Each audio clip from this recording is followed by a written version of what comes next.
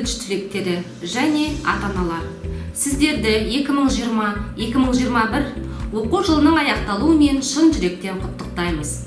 90 жылдан астам тарихы бар қара шаңырақта білім алып, түлеп ұшып отырған бүгінгі жастардың арманы асқақ деп ойлаймыз.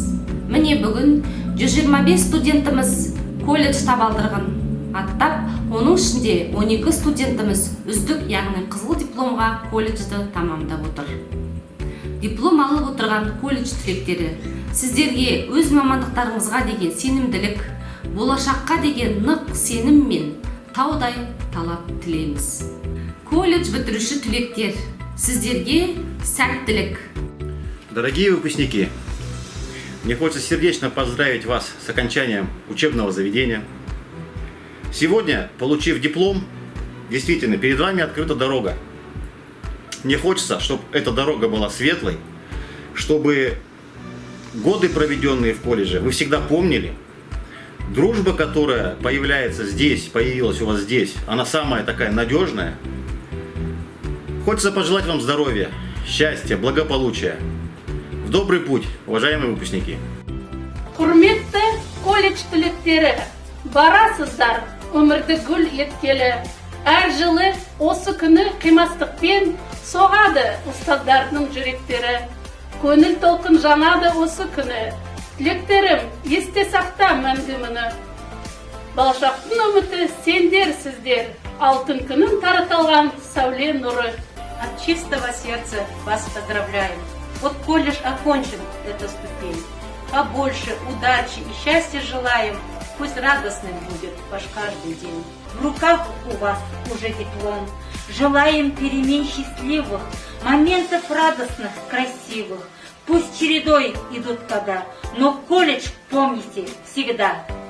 Дорогие выпускники, сердечно поздравляю вас с окончанием колледжа транспорта.